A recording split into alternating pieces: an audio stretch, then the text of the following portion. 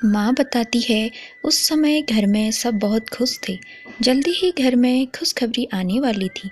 सबसे ज़्यादा मेरी दादी अपने पोते का मुंह देखने के लिए उतावली थी। एक लड़की होने के 2 साल बाद इस बार सबको एक लड़के की उम्मीद थी। जल्दी ही सबके मुंह पर निराशा फैल गई, क्योंकि इस बार भी एक लड़की हुई थी। हाँ, घर में सब दुखी थे, सिवाय 2 लोगों के, एक मेरी माँ और मेरी बहन पीहू। वो दोनों ही थे वहाँ जो मुझे देख के खुश हुए थे। दादी की तो जैसे अब कोई उम्मीद ही नहीं बची, सब उम्मीद मर गई थी। मैं दिखने में घर में सबसे सांवली थी। माँ कहती है मैं घर पर ही हुई थी, मुझे कोई अस्पताल नहीं ले गए। मेरी दादी मुझे गोद में ही नहीं लेती थी। पिताजी शहर में नौकरी करते थे, कभी कभी घर आते थे। माँ मुझे और मेरी बहन से बहुत प्यार करती थी। पीहू बहुत सुंदर थी, इसलिए सब उसे अपनी गोद में ले बहुत खिलाते थे। मैं बहुत सांवली थी, इसलिए मुझे कोई नहीं खिलाता था। मेरी माँ थी जो मुझे दुलार करती थी। सबने मेरी रंगत की वजह से मेरा नाम सांवरी रखा था। दादी 2 साल बाद हमें छोड़कर चली गई थी। पोते का मुंह देखने की चाहत दिल में लिए पिताजी अब हम सबको अपने साथ शहर ले आए। हम दोनों बहनें अब साथ स्कूल जाते थे। स्कूल में भी मेरे पास कोई नहीं बैठता था, कोई दोस्ती नहीं करता था। मैं बहुत रोती थी। दीदी मेरे से एक कक्षा आगे थी। दीदी मेरी सबसे अच्छी सहेली बनी। जब दीदी पास होती तो मुझे कभी भी अकेलापन नहीं लगता। इसी तरह लोगों की बेरुखी सह के बड़ी हो रही थी। अब हम कॉलेज में पढ़ते थे। दीदी अब अपनी ट्यूशन की वजह से साथ नहीं जाती थी। अब मेरे साथ मेरे पड़ोस में रहने वाली नेहा, जो कि अभी ही पड़ोस में आई थी, वो जाती थी। नेहा के साथ हम सब बस से जाते तो लड़के नेहा को सीट देने के लिए खड़े हो जाते थे। नेहा बहुत खूबसूरत थी। कॉलेज में भी मुझसे कोई बोलना पसंद नहीं करते थे। मुझे अगर किसी से कोई नोट्स भी लेना हो तो सब बहाना बना देते थे। नेहा के एक बार बोलने से ही हाँ कर देते थे, इसलिए मैं नेहा से ही बोलती थी कि नोट्स के लिए। कॉलेज में वार्षिक कार्यक्रम होने वाले थे। मैंने भी भाग लेने के लिए एक डांस ग्रुप में भाग लिया, पर अध्यापिका ने निकाल दिया, ये बोल के कि कम ही लोग सही हैं। मैं अक्सर किसी से बात करने में संकोच करती थी। हमें सबकी नज़रों में अपने लिए ही हीनता ही दिखती थी। छुप छुप के बहुत रोती थी। मैं कुछ भी पहन लूँ अच्छी ही नहीं लगती। नेहा का जन्मदिन था। नेहा को कॉलेज में सभी ने बधाई दी। नेहा ने अपने घर पर छोटी सी पार्टी रखी। मुझे ज़्यादा भीड़ शोर पार्टी पसंद नहीं थी, फिर भी मैं हमारी एकमात्र सहेली की पार्टी में जरूर गई थी। दीदी ने अपने ट्यूशन टेस्ट के कारण साथ जाने को मना कर दिया था। हमें बहुत डर सा लग रहा था। वहाँ मेरे कॉलेज के लड़के लड़कियाँ सब थे। दीदी की मदद से मैं पार्टी के लिए तैयार हो पार्टी में चली गई।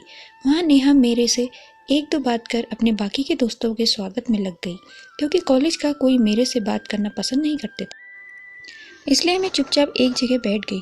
नेहा अब केक काटने लगी। सब नेहा के पास खड़े हो गए, पर मैं सबसे पीछे खड़ी थी। नेहा ने केक खिलाने के लिए मुझे बुलाया और अपने बाकी के दोस्तों के साथ फ़ोटो लेने लगी। तभी उसकी सहेली साक्षी ने बोला, सांवरी थोड़े किनारे हो जाओ, मुझे यहाँ के साथ फ़ोटो लेनी है। और वहाँ खड़े लड़कों ने भी बोला, हमें ब्लैक एंड वाइट फ़ोटो नहीं लेनी है। ये सुन सब हंसने लगे। मैं नेहा की तरफ देखने लगी। नेहा भी उन सबके साथ हंस रही थी। मैं अपनी नज़र नीचे करे वहाँ से हट गई। उस समय मुझे महसूस हुआ हमारा असल में कोई दोस्ती ही नहीं है। मैं वहाँ से जल्दी ही निकलना चाहती थी।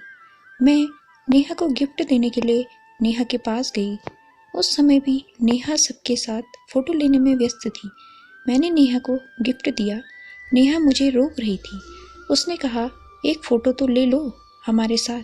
तभी उसके दोस्त बोले, उसके लिए तो नेहा और लाइट्स जलानी पड़ेंगी, क्योंकि ऐसे तो ये दिखाई नहीं देगी। ये सुन सब हंसने लगे, साथ ही नेहा भी। हम अपनी रंगत के कारण इतना दुखी कभी नहीं हुए जितना उस समय हमें दर्द महसूस हो रहा था।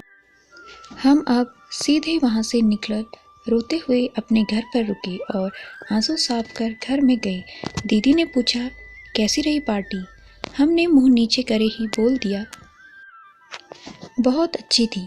माँ ने पूछा, खाना लगा दूँ या पार्टी में खा के आई हो? मैंने झूठ बोल दिया, हाँ खा के आई हूँ। इतना बोल मैं कमरे में चली गई और आईने के सामने खड़े हो रोने लगी। सबके मजाक बनाने हंसने की आवाज़ कान में गूंजने लगी। ये आवाज़ शांत ही नहीं हो रही थी। बहुत मुश्किल से खुद को संभाला। मुझे अपने आईने से नफरत हो रही थी। मैंने उसके ऊपर एक कपड़ा डाला और सोने चली गई, पर पूरी रात नींद नहीं आई। अगले दिन मैं कॉलेज नहीं जाना चाहती थी। मुझे उस पार्टी के मजाक के बाद सबका सामना करने की हिम्मत ही नहीं थी। तबीयत ठीक नहीं होने के कारण घर पर ही रुक गई, पर दीदी समझ गई कुछ बात जरूर है। दीदी मेरे पास आई और पूछने लगी, मैं क्या छुपा रही हूँ? मैं रो पड़ी और पार्टी की सारी बात बता दी। दीदी को नेहा और बाकी सब पर बहुत गुस्सा आया, पर मैंने मना कर दिया। दीदी किसी को कुछ मत कहना। दीदी ने मुझे बहुत प्यार से समझाया, ज्ञान के आगे हर खूबसूरती फीकी होती है। तुम पढ़ाई पर ध्यान दो, वो ही तुम्हारी खूबसूरती बनेगी। दीदी ने मुझे गले लगा लिया। दीदी की बातों से थोड़ा आत्मविश्वास आ गया था। बिना किसी बात की परवाह किए अगले दिन मैं कॉलेज गई। मैं सीधे अपनी क्लास में ही जाके बैठ गई। तब एक आवाज़ आई, बीएससी क्लास यही है? नज़र उठा के मैंने देखा तो लंबा चौड़ा गोरे रंग का किसी हीरो की तरह दिखने में क्लास के दरवाजे के पास एक लड़का खड़ा था। हम एक पल के लिए घबरा गए। हमने जवाब दिया, जी फर्स्ट ईयर की क्लास है। वो तूफान की तरह अंदर आके मेरे पास की सीट पर बैठ गया और बोला, थैंक्स। मुझे लोगों के नज़रअंदाज और बेरुखी की आदत हो गई थी, इसलिए मैं हर किसी से कम ही बात करती थी।